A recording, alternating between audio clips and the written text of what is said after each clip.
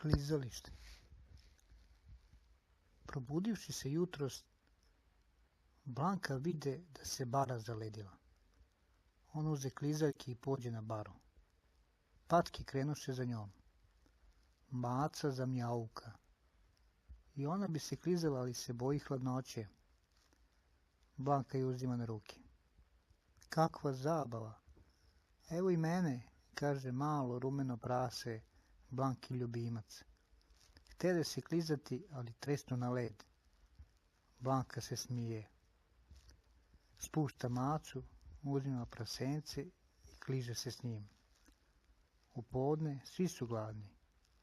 Doviđenja, kaže Blanka.